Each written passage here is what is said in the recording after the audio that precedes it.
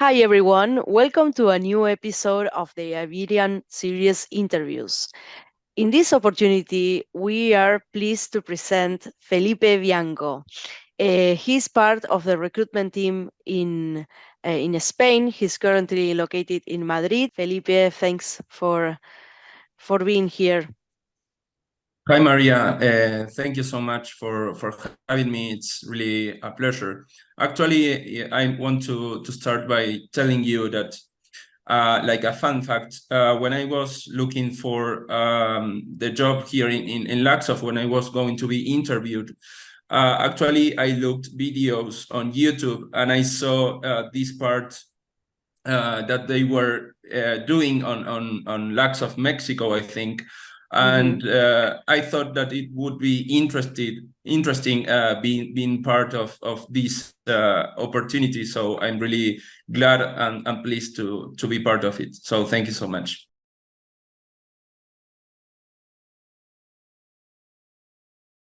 Talking about Mexico and different countries, in lacks of that we are always also in Argentina, and you are Argentinian, and I was wondering because you were born and raised there, and as many other Argentinians like me, uh, you hold an Italian passport.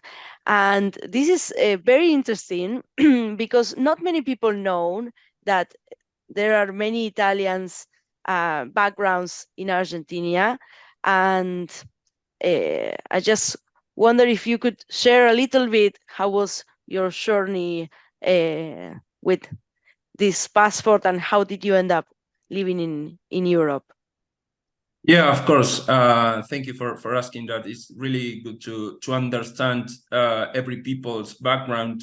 Actually, on my case, it's really funny because I all my life I wanted to experience living abroad, and I always spoke with my friends that actually we are all living here.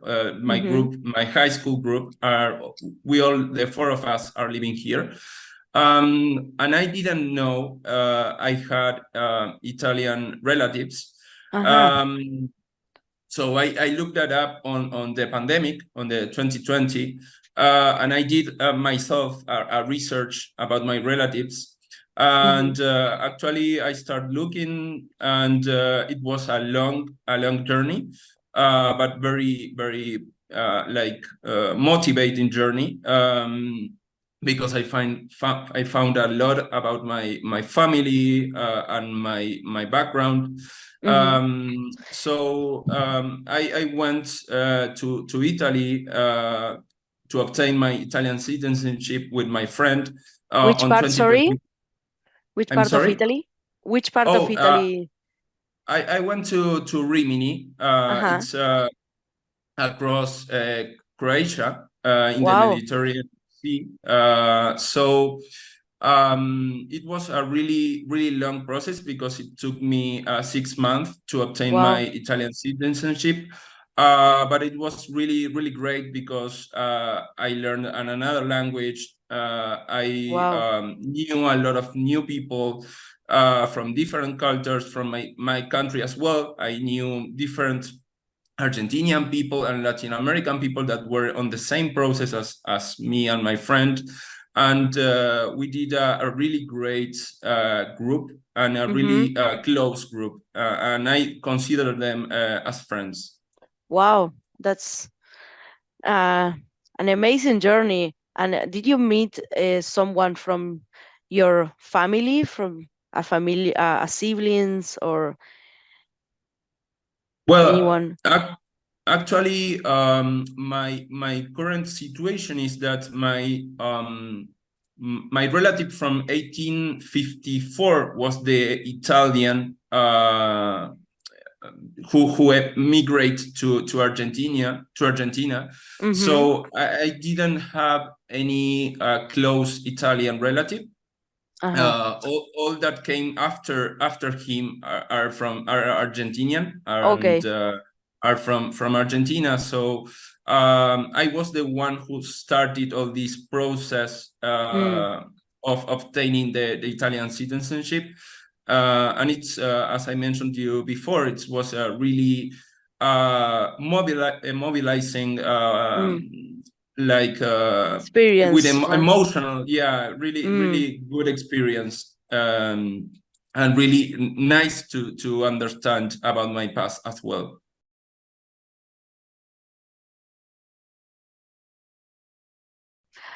So I imagine that during all this journey, you learned some kind of way to fix problems and to think differently and to be proactive and resilient. So that's really good, a good experience to have.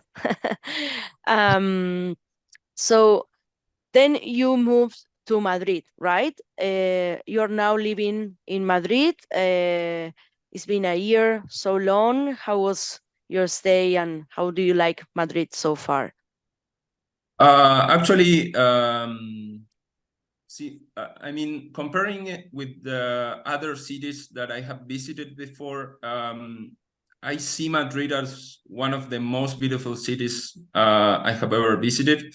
And I find it a little bit familiar with Buenos Aires, where I am from. And it's really like a good opportunity to be here, because it's really a great and a big city where there are a lot of opportunities, working opportunities, opportunities to meet new people, and it's a really diverse city as well. And I'm always constantly meeting new people. And actually, on the fun fact side, I want to add another one. Actually, neither Italy and Spain were on my plans. I wanted to live abroad, but as I mentioned you before, I didn't know that I had relatives, so my plans were going to work and holiday visa to Yes. obtain to, I don't know, Australia, Denmark. Yeah, this I kind of don't. visas that gives you like 1 year to work and travel in that country for those who Yeah. who never hear about it. Yeah. Yeah, so actually, those countries were never on my plans, and so. But I understood when I went to Italy and to obtain my citizenship. On my process, I had different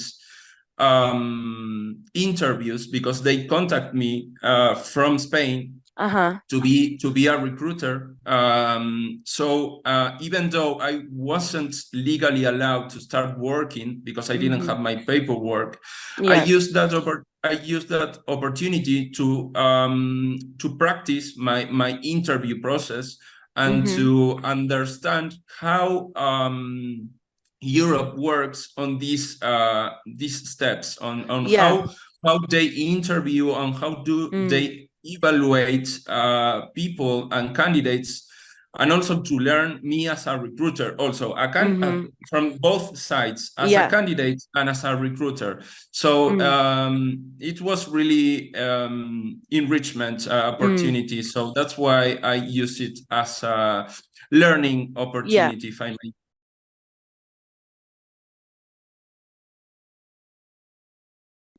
So comparing with Argentina and South America in general, the work culture, we are maybe used to be all friends. Maybe it's a friendly environment. We are used to gather together to meet, to go to barbecues with colleagues, and like there is a special thing with the South American work culture, and there is also many other special things here in Europe. And I wanted to ask you if you notice some differences or similarities that caught your attention between these two different work cultures. Okay, actually, what I have noticed is that we have more similarities than I thought. Uh-huh. We are all hard workers, Mm. and we are constantly seeking for and to innovative ideas, seeking innovative ideas, on the work perspective, always, especially in here in Laxov, we are always especially looking for new searching strategies to look for new candidates, and taking into consideration that we live and we work in a very competitive IT world. So if I will have to say like a virtue that we share, all the Latin American people and the European people, is that we are always looking out of the box to look for new people, new strategies, and it's really great to brainstorm each other. Actually, we have a weekly meeting with the recruitment team here in Laxov, so we are always looking for new ideas, and it's really great, because here in Laxov we look for different profiles for different clients, so we need to understand the requirements and what kind of people and candidates the clients are looking for. So it's a work by itself as well.